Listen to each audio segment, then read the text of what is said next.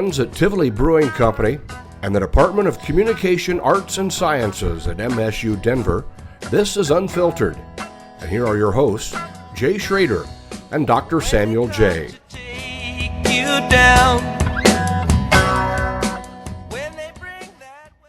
The idea was like, I don't want to edit anything. I don't want to spend any time in post-production. So exactly, like I'm not going to cut it up and put it in order when I go back after 2 beers and be like, oh, I forgot that question I should ask at the beginning. So I am at Landlocked Ales. Gentlemen, will one of you tell me the address, please, so that way listeners know where to come? It's 3225 South Wadsworth Boulevard. I don't know why I asked that, because there's Google Maps now and people can probably just you'd Google be that. amazed. But people go to 32nd in Wadsworth, and it's like, no, way south of there. So we're basically Wadsworth. South. I'm like, yeah, it does. Let me pull it up and show you. It says south. But we're Wadsworth and Hamden, right? Basically. Yeah. Okay. So what other breweries are around here? Are we close to?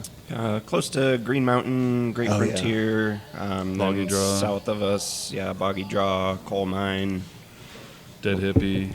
Oh, yeah. I forgot about those Old folks. 121. Took over the old caution spot. Yeah, that makes sense. And who are you two? You got to introduce yourself. First and last name, date of birth. No, I'm just fucking with you. Social security number? Yeah, exactly. The credit card you use most? I'm Tyler Burgei. Okay. And what's your title? Everything? Yeah, all of the above. Okay. Yeah. Thank you, Tyler. Yeah. And you, sir? I am Nick Stafford. Okay. Also, all of the above. For some reason, I thought you two were related. But you're obviously not, No. unless you're from different parents, but could be. Right. How do you two know each other? Well, we worked together for quite a while, 6 years or so. Where were you working? John's Manville. Oh, okay. What the hell's Commercial that? industrial building products. Oh. So you were always drinking beer, and then you were like, we should make beer? He actually introduced me to it. Okay. I mean, I was drinking beer, obviously, before I met him, but and then we were drinking beer together with other coworkers and friends, like a bottle share kind of thing. Uh-huh. And then he was brewing a little homebrew batch on the side. Okay. And I was kind of helping a little bit, got interested, and went and bought my own equipment, mash tun, and built a mash tun out of a cooler and all that stuff. Started brewing at my house. Then we started brewing together. And that was like 2009. So how long had you been in this company together, working and drinking beer together? How long had you been? Yeah, like at John's Manville. Yeah, John's Manville. Sorry. Yeah, like 6 years. Yeah, something like that. So when did the conversation start regarding? Oh, we should maybe open a brewery. We entered a homebrew competition and won a gold medal. Okay. And then we started playing around with the idea, and it was actually my ex-wife and his current wife. Excuse me? That pushed us to like, hey, this is a passion. Not the same person. Not the same person. Ex-wife. No. My wife. Oh, but that came out as if, okay. My ex-wife, different person. No longer with the company. Okay. And all right. his current wife. Okay. Gotcha. All right. So this is a They family kinda pushed ordeal. us. Oh, Yeah. did they really? Yeah. Why? Because you hated your jobs? Yeah. Yeah. Okay. So That's part of it. Okay. So you are homebrewing. You're winning competitions. What year did you win the competition? Did you win? 2010. 2010. I think so, yeah. Okay. Won a couple medals that year. But you didn't open up here till what? 2017. Yeah. So what happens in those 7 years between?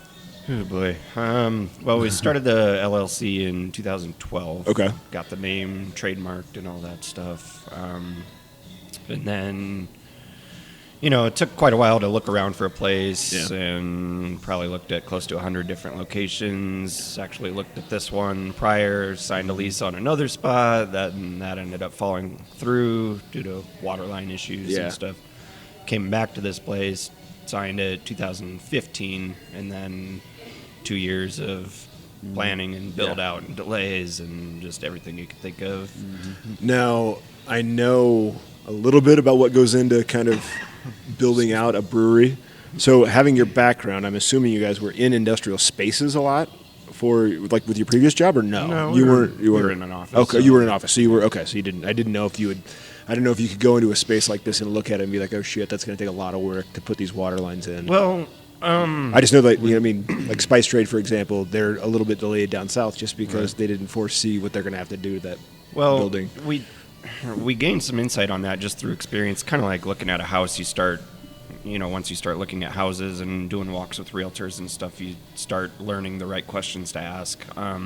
We actually looked at the space that Green Mountain's in and didn't want it because There was no HVAC, there was no water, there was nothing plumbed into that space. Really? Yeah. Okay. No electrical. They had to put all that in, and so we didn't want to deal with that. But You have some awesome parking here too. yeah, I mean, you don't have to worry about that whatsoever. Well, we probably looked at over 100 places. Yeah. All around town? Yeah. Are you guys? Mostly Do you on the live down west here? side. Do you live down this way? Yeah. Okay. Yeah. All right. Yep. So that I've makes grown sense. up in Littleton, Lakewood my whole life. All right. So you guys have seen craft beer change in Colorado significantly, right? Go through different iterations of what it is. Mm-hmm. Let me ask you, what was your craft? Did you grow up drinking craft beer, or was it one of those things that you had in high school or college where you kind of went, "Wow, this is different"? That was kind of it for me. I guess in college, just drinking the light, cheap beer. Yeah. But, like, still, when somebody would hand you something different, it was like, oh, well, this is good, but no, I don't want to spend, I don't have the money to spend on it. So, Well, and he's grew up in Ohio. Okay. It's a little different yeah, landscape a little out different there. scenery. Yeah. I grew up drinking craft beer until I had kids, and then I was like, I got to get back to that Lost Lake, and because I had no money to spend on the good beer. Yeah, for sure. But yeah, we used to drink Breckenridge and Okay. Avery and Tommyknocker, and So you had all that. Yeah. That's cool. What about, okay, so I mean, the Colorado staples in Ohio, what were you drinking? What was that beer that wasn't a light beer, that wasn't a, what do you have, a Lacrosse Light? What's the shitty beer in Ohio? I'm from Ohio, I'm from Iowa, so the Lacrosse Light was like bottom of the barrel. Oh. It's the last keg you put on at a house party. Actually, ironically, it was probably Fat Tire. Was the first beer that I had that my brother was living out here or doing a co-op or something, and I came out and visited him for a weekend. Okay. He was like, "Here, try this. This is microbrew." I was like, "What the hell's a microbrew?" And tried it and tried a couple different ones. It's from New Belgium, and I was like, "Wow, this is different. You dug it. It's good." And that probably kicked off the curiosity more than anything. Okay. How did you get out here, or why did you come out then? Well, with my brother and his family being out here, my wife and I graduated college in 2008. We were engaged, but Ohio wasn't a good place to be in 2008 job-wise. So my brother's wife was like, "Hey, we need help out." And she worked at Johns Manville. Okay. She's like, "Come out for the summer, just do kind of a temp thing." Ended up getting hired on full-time, both of us, and fell in love with Colorado, and here we are. And just stayed. So. All right, makes total sense. And then, okay, so you grew up here. Yeah. I guess let's go back to the homebrewing thing. How did you get into that? One of my college roommates, just got a homebrewing kit for Christmas or something. Yeah. And we brewed like one or two batches. Okay. And then moved out here and was like, that's what I want my hobby to be. Uh-huh. I need a hobby. So got into that and got into it pretty hard. So How? No, that makes sense. Totally understand getting the itch. I guess what kind of made you think that the hobby could become something bigger, or if a different way to ask it, when did you have the beer that you made and you thought this is really good? I could do this over and over again. I can repeat this. I don't know. There's no one specifically. It was just kind of someone turned out good, someone turned out bad. Okay, well, what happened that turned out bad, and just learning the process more and more, getting into visiting other breweries, talking to other brewers and owners, and I don't know. I always tell people, like, a lot of kids, they're like, when I grow up, I want to be a doctor or a fireman or whatever. And I never had something like that I wanted to be when I grew up until I started doing this. And I was like, okay, this is cool. I could see myself doing this. So. Okay. It makes total sense. How do you guys go about kind of doing the business planning and everything? Did you do it together in those kind of early years, or was it, you do the beer and you do the planning, or how to work? No, it was collaborative. Yep. Yeah. Okay. It was a lot of Sunday afternoons. Two couples would get together and knock out a few pages and crunch numbers, and At times we would assign things like, okay, you work on that for the next week, and you work on Okay. that. And like, Okay. yeah, pretty And much. we'll get There back was together. a while there was meeting every week Yeah. for a few hours and Wow. hashing it out and revisiting things, and it was a long process. But Yeah. Was it ever a sale to your spouses? Did you ever have to sell the idea, or they were kind of, you had said they pushed you towards it, they were always on board, I would they were pretty assume? on board with it, Yeah. Okay. All right. And are they still, I mean, obviously not on your end, but your wife is, Yeah, she's she's an here, integral right? part of the Okay. business. Yeah, as well. she's as much of an owner as Yeah. the two Okay. of us, Yeah. and she Okay. does just as much as the two of us, just more on the She does the stuff less that- hands-on stuff. So like all the marketing, all the event coordination, that kind of stuff. The stuff I don't want to do. Right. Yeah, that makes total sense. What were you thinking when you opened it in terms of kind of business model? Did you know that you wanted to be a tap room? Was there thoughts Yes. of expansion? I mean, just in the early days that you were discussing, what did you? We knew we what did didn't you want to think? be a brew pub. We Okay. didn't want to deal with that whole nightmare. Yeah. We're brewers, not cooks. Yeah. You know, I enjoy don't know. cooking, but it's not something that. At home. Yeah. Yeah. Okay. So definitely wanted a tap room. Our thoughts were with definitely having enough space to expand, Okay. which you can see we've got plenty of space Yeah. to get more tanks and For sure. hopefully a canning line and all that stuff eventually. Okay. Well, our initial thoughts were to, end up in distribution and stuff, but that landscape is it's changed quite a shifted bit. dramatically. So where we're at now, I mean, 95 to 98% of our sales are tap room. Tap room, Okay. Only. We've got a lot of regulars. We do some outside distribution, but it's just crowlers and kegs. That kind of stuff. Yeah. Trying to expand on the keg distribution, but Yeah. as far as packaging, it's kind of taken a back seat. Like you said, with the landscape changing, there's a lot of breweries that are starting to feel the pain of that, feeling the Right. pinch that the neighborhood brewery is becoming the more successful model.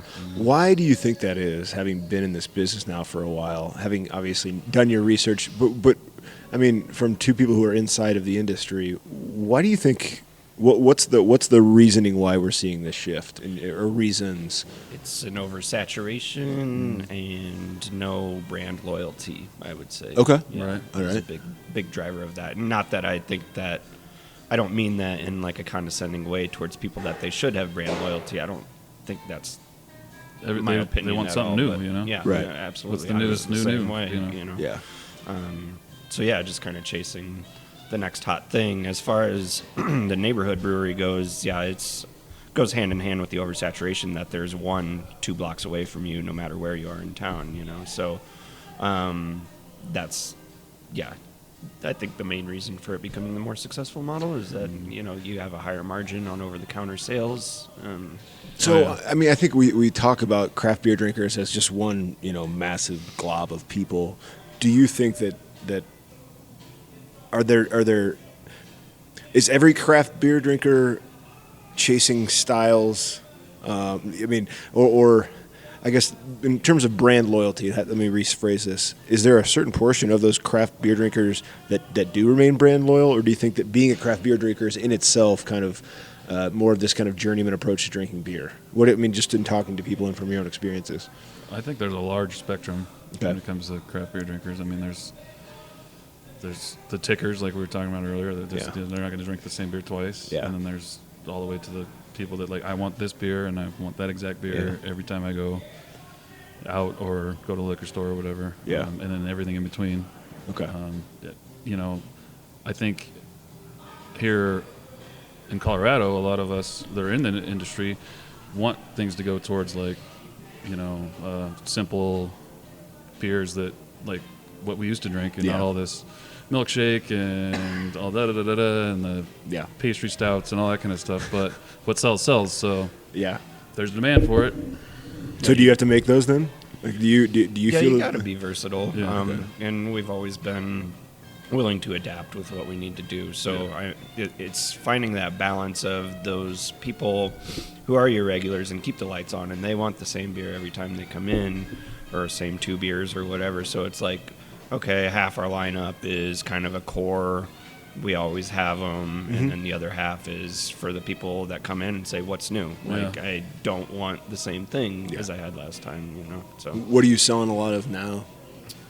well, IPAs, obviously. Okay. Not right now because we're out of them right now. But I mean, that's the. What But people want. it's our top 2 sellers consistently is our Grenade Jumper IPA and our Inland, which is a West Coast style IPA. Grenade Jumper is a New England style. Are you okay with that? Or would you? Absolutely, Okay. yeah. What's your beer? What's your go-to?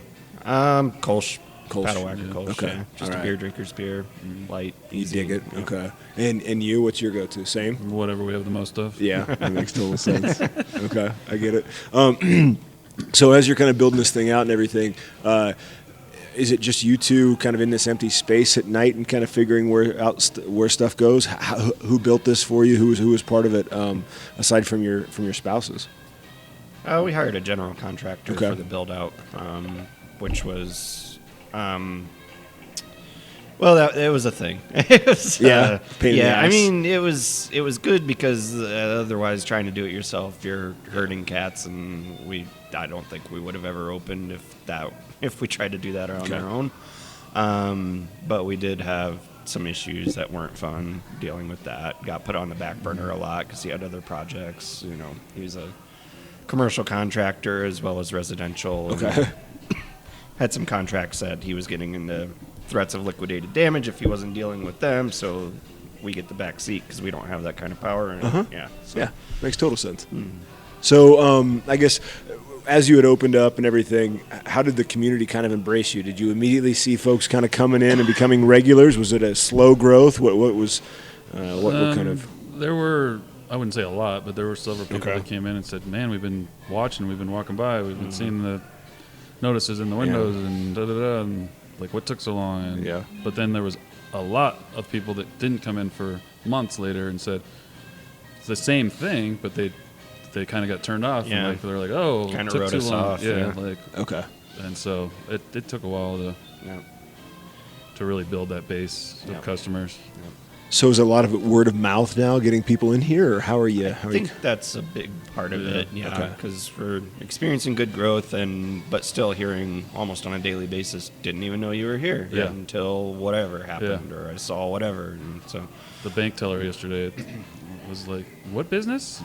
Landlocked Ales. And he's like, where are you guys at? He's like, I live down the street from there. I had no idea you were there. Surprise. Yeah. Did the teller come in? He said he was going to, but I You haven't seen didn't him see yet. him last night. No. Okay. Piece of shit. Right. Bastard. We hear that a lot, though. Yeah, well, Yeah. I mean, I'll have to come in. it's a really great spot. I mean, I love kind of where things are. So, I mean, do you get a lot of business from? Oh, is this a Chinese? It's a Chinese buffet, right? Yeah. Okay. So probably not bringing a lot of folks from the Chinese buffet over. No. Okay.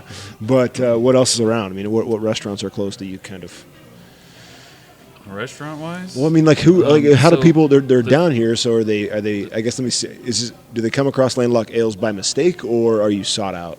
I mean, just from talking to people, like knowing where you are down here. I think a little bit of both. Yeah. We've gotten some traction from visitors with Hot Passport and Pub Pass, that kind of thing. Okay. And then, we've got the gym right across the parking lot there. Driver's license place. Yeah. Oh yeah. So People a lot come of in during traffic the day. through this parking lot. Yeah. Like either they got their license or they didn't. Either way, I was they gonna need a say, beer. like, do they get their number and they're like, "Oh fuck, I've got an hour." I'm gonna go have a beer. Go have a beer Actually, and go back. the laundromat just on the other side of the building here. We get a lot of people come in. I'll be right back. I got to go change my laundry. It's amazing. Yeah. Wow, Jesus. So you said that you were kind of putting some kegs on accounts. What are some places around town where people can get Landlocked Ales? Pizza Republica, both those locations. The Pint Room. What are some of the ones on Broadway? There's Tabletop Tap Okay. on South Broadway. Barnhouse or something? Barnhouse. There's a new place down by Blue Spruce. Behind the scenes. Behind the scenes. Oh. And it's one of those where you pour your own. Yeah. And pay by the ounce. Do you or hate whatever. those? I've Do never you go been to to one. I didn't even know this? that it was that until I delivered the keg. And then I was like, do you need a tap handle or anything? And she's like, no. And then I looked around and I was like, oh, weird. Have you been to one? No. They fucking suck. Do they? Yeah, because it comes out because they don't regulate how fast it comes out, so everything's foamy. And you're But they're paying charging you for the foam, so yeah, it's really Yikes. stupid. It's Yeah. awful. Sorry for all those companies out Right. there. So is it you two just hauling the kegs around, or do you have a salesperson or something? We've had salespeople in the past, but either they moved on or it didn't work out. Or, Okay. Yeah. so. So just you two. How often? I mean, you're here all day, right? You're here like 6 o'clock in the morning. Not that early. But Okay. Yeah, I pretty mean, much all, yeah.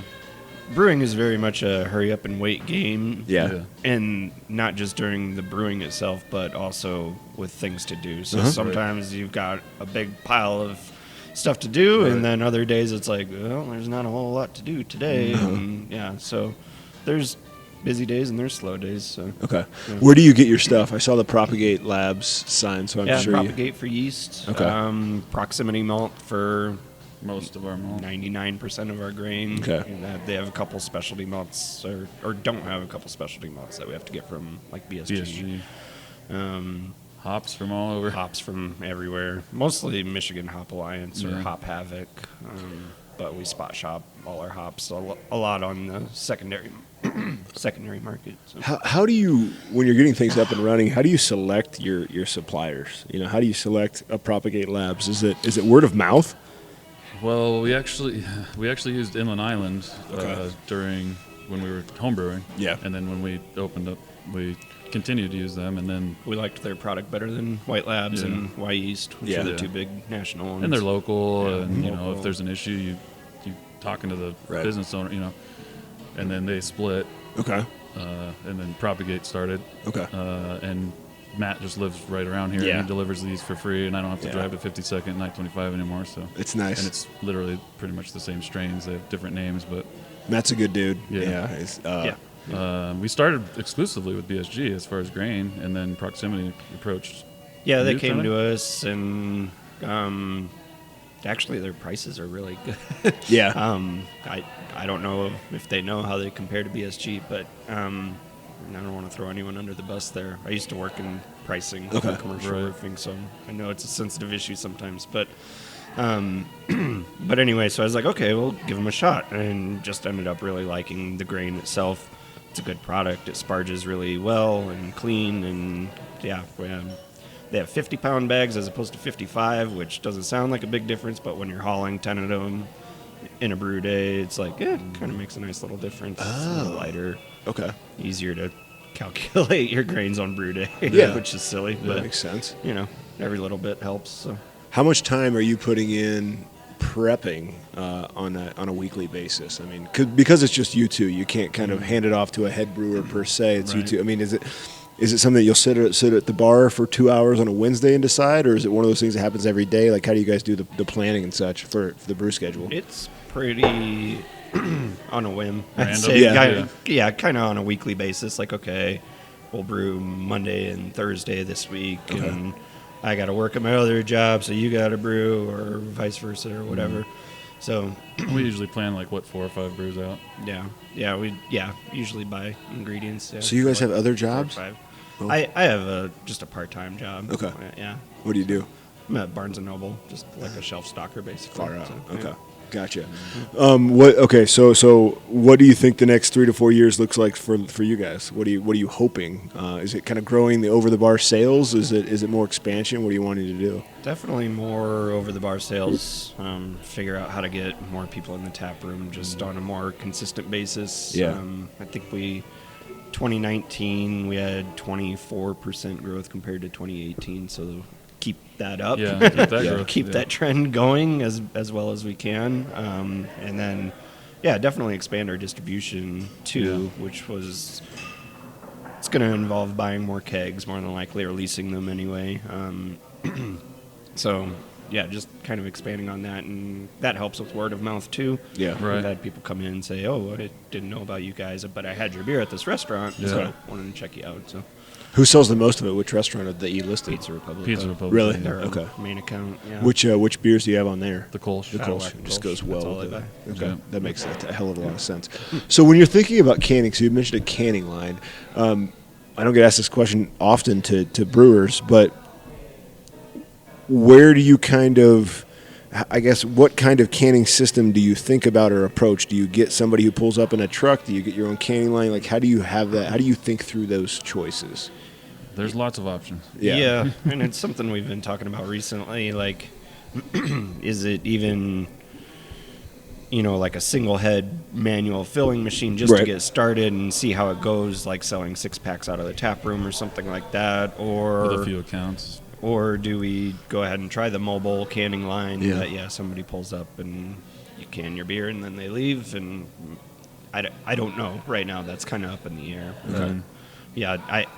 We don't have the capital to invest in our own canning line Yeah. right now, which is why the mobile canning line is a brilliant idea. Yeah. I'm so glad somebody came up with that. But So I guess at this point, then like you'd say, you're really focusing on the kind of over the bar sales, right? Kind of building that up. Yeah, All it's the right, highest that ma- margins. That makes total sense Yeah. for sure. How do you go about marketing things? Like, what are you trying to do? well, social media obviously is Yeah. a big driver. We're looking into doing like a mailer kind of thing for the zip code that we're in. We've done receipts, coupon receipts. Yeah. Putting together an email list to start getting a e-newsletter going. Yeah. We do charity events. Like a lot of people reach out to us for that, and that's a good way to gain a lot of exposure. For sure. People come to support the charity and then find a cool news spot to hang End out. up doing that. Okay. Yeah. So do you get mostly people from the kind of neighborhoods behind and stuff like that to come in here? Or? Yeah. Okay. From all around, yeah. All around. I mean, it's not that this is necessarily an island per se, but the closest breweries aren't really that close. So you guys kind of have a perfect opportunity to build that up. That's awesome. Yeah. Okay. Who do you have on staff here? Like how many people, how many bartenders kind of work into the week? Currently Five. Five. Damn. Okay. Yes. But they're all extremely part-time. Yeah. Okay. What are the hours you guys are open? We open at noon every day except Monday. We open at 2. Okay. And then open till 8 Sunday and Monday, 10 Tuesday, Wednesday, Thursday, and 11 Friday and Saturday. Okay. All right. How do you manage being a father of young kids and doing this thing? They spend some time here. Yeah. Yeah, they like the pizza and ice cream that we have. Okay, that makes sense. Pizza and ice cream's good. They're good things. Do you guys have anything you want to kind of promote? This will air here in a few weeks. Do you got anything coming up in March or April that people want to pay attention to? Definitely our Mardi Gras party. Okay. It's February 29th. All right. If we make it on before Yes, then. I will do it. Yes, Awesome. Yeah. promote the shit out of that for sure. That's like our big event of the year besides, our anniversary party. And that's the It's 29th? Crawfish boil. February 29th. Yep. Do a crawfish boil. Have king cakes. And Okay. just blow it out. We past couple years we've had like street jazz bands. Yeah. I don't know if we're doing live music this year or not. We're kind of still talking On the about fence that. about that, or trying to find someone. But anyway, yeah, there's nobody else really in town that we know of that does like a Mardi Gras Yeah. thing. So it's kind of the holiday that we've attacked. And Was that strategic? Kind of going after that? yes or? and no. My family has always been a big fan of Mardi Gras for Okay. some reason. All right. I Mom my likes her parents beads? Went when I was, my parents went when I was in like 3rd grade, and they came back with a grocery bag full of beads. I'm like, what the hell is that, Mom? And they're just like, they told us kids, you're not allowed to go until you're 40. I'm like, okay. So anyway, yeah. So my mom was a teacher, 5th grade teacher, and she would always just deck out her classroom in Mardi Gras stuff every year, and just it was, I don't know. So I guess that kind of played some part in it. That Well, you got the Southern and- Blues coming on too, so this is obviously That's all stuff. Yeah. Okay, She I put dig the- it. For the most part, we let our bartenders play what they want. Do that and have Triple D on TV, so Yeah. that's always a plus Make for me sure. hungry. All right, so the 29th of Feb. Yep. Okay, So we just started 3 or 4 months ago. The 3rd Friday of every month, we're doing a free comedy show. Oh, nice. From 8 to Tonight. 10. So tonight, yeah. It is Friday, isn't it? And it's been really good, but Okay. it's a great time. It's free from 8 to 10, free Yeah. comedy show. Got, All right. 5 comedians Yeah. do like a 10-minute Yeah. set. It's a great time. Yeah, Nice. it's awesome. Anybody really funny that surprised you? What's that? And have you seen just like some surprising ass comedians? Like Yeah. people are like, well, wow, they're, both like really good and bad. talented. Yeah. Oh, yeah. There was one night the 3rd and 4th guys killed it. Yeah. And then the headliner literally flew in, had just flown in, was Ubering here from the airport. Yeah. And I think he had a bit to drink on the plane and everything else, and he bombed hard. I don't remember his name, but So wait, this guy, did you pay him to come in? so we pay this The guy coordinator. Steve, the coordinator. Okay. And he's the one who brings the acts in. Okay. We don't have any involvement in Okay. that.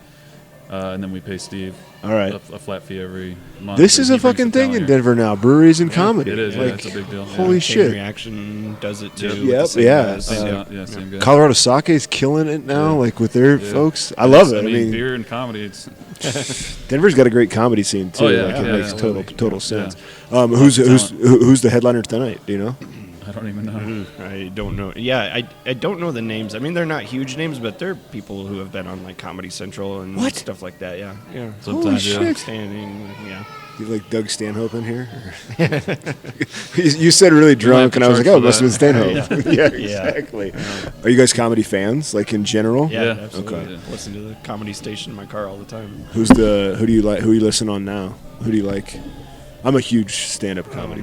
I used to be a Louis C.K. fan, but it's kind of frowned upon now, I guess. He's still fucking funny. So let's just say that here. That's fine. Nobody gets this far into listening I like anyway. Anthony Jeselnik. I can't remember his name, but the Australian. Yeah. I know who you're talking about. I can't. He's freaking hilarious. Fuck. Yeah. We watched Ricky Gervais's most recent stand-up the other day. It's a couple years old, but that dude is just... he made waves at the Golden Globes. He's just like... His approach is stop taking yourself so fucking serious. Right. Just stop it. Get over it. Jesus. Get over you. Okay, so we got the 29th. We got comedy every Friday. Every other Friday? It's third Friday. Third Friday, sorry. Or third Friday. Once a month, third Friday. When is the IPA going to be back on tap? Because I got to come. Or actually, is it on tap somewhere around town? I should go drive and have one. Burgei? Because drinking and driving is the way to go. Yeah, we just sold a keg. Burgei Untapped has our inland IPA. Burgei Untapped. They're like Tennyson and something? in 42nd, I think. It's Hipsterville. Yeah. You guys Yeah, you made your way in there. Congrats. I was actually... I had been working that account for about 2 months trying to get on tap there, and he kept saying, check back. And finally, the other day, he was like, all right, I'll take an IPA if you have one. We had one keg left of IPA that I'm just like, God, I just want to get on tap somewhere in that part of town so bad that we're like, okay, let's do it. So, are you brewing it now? Are you brewing some IPA? Yeah, so we've got Grenade Jumper in the tank, which is our #1 selling beer. It's a New England style IPA. It's got Citra and Galaxy hops, which are Is that your favorite IPA that you have, or do you like the other one? Probably, yeah. I mean, it depends what you're in the mood for, because a West Coast IPA is a lot different than a New England. It's true. Style, Yeah. So, when people come in, they're like, "Oh, I don't drink IPAs." I'm like, "Well, here, try this one," and they're like, "Oh, I like that." Yeah. It's one of those less entries. bitter, just not as bitter, super juicy. Yeah, I know. I like the fucking bitter ass IPAs. We've got an Punch in the IPL. Yeah, I do, right man. now, Like my everything, like Yeah, the IPL. Okay. which is tasting really What are good. the hops in it? It's whole melon and Bavaria, Mandarina. Yeah. All right, you guys are smart dudes. We'll wrap it up here in a minute. I want to ask you, what are you seeing in the Denver craft beer scene? What's surprised you? What's not surprised you? We saw. I mean, they're obviously timestamp this, but declaring Chapter 11, which a lot of us kind of knew was coming, right? But what do you think is going to happen in the next year, 2 years? I think you're going to see more of that. Breweries that committed too much to distribution, and I mean, what's Boulder Beer? Same thing. Going back to the taproom model. And do you think a lot of people got into it though, like was expecting to make money from distribution, right? Yeah. I mean, guys that brew beer, yes, but also, I'm going to make a bunch of money distribution back out of this, right, and like sell it off or what have you. But that's not happening much. No, right? So the new breweries, are they kind of your approach? Should we see more of that? I guess is what I'm saying. Yeah. I think There's a lot of new blood. Yeah. For every brewery that's closing, there's two opening behind it or taking over that space. Yeah. I mean, you hear all these closings, but they're basically becoming a different brewery under a different name. Just hoping that they can pay the rent that is most likely the cause of what forced said brewery to go out of business. So you see a lot of these breweries closing now. They opened. A lot of them are 5 years old. Is that a coincidence that they're closing? I don't think so. Yeah. I think they signed a 5-year lease, and now they're getting boned on jacked up rent. So. Well, and even when you look at the closings, the number of closings, it's only like 5% of the industry here. Mm-hmm. That's pretty good. No, like for sure. You look at the restaurant industry or something. Yeah, right. It's got 80% failure rate. Yeah. I guess kind of what I don't know if this is a question or a statement, right? But getting into it to distribute and make money that way is much different than getting into it and knowing you're basically running a fucking restaurant in a lot of ways. And I know you're not making food, but right. I mean, you're here 12-hour fucking days, right? 6 days a week. Right. There's not a lot of gloriousness, right, that comes with that. I assume, obviously, you two are comfortable with it. Do you think that as these new places start up, is that basically what brewers are expecting? They're going, this is a passion, and it's always going to be a passion. Yeah, Okay. definitely. So. Okay. Yeah. I don't think I've met anybody in the industry who is not a bootstrap kind of person Right. that, you know, they're ready to get their hands dirty and put in the time and effort. Yeah. We've for all sure. realized we're not getting rich. We just Yeah. want to pay our bills and Yep. Mm-hmm. Just want to pay live our comfortably bills. the rest of our life. That makes sense. Maybe make a little bit of money to support our spouses. Yeah, yeah, I totally get it. So, well, gents, I'm going to refill my beer once we're done here. So I really appreciate the interview. Thank you. Yeah. thank Appreciate you. it, gents. Good meeting. Yeah, you as well. I get more questions to ask, but I'll do it off the air because you know I get to ask off the record questions. Nick, Tyler, thank you guys. Sure.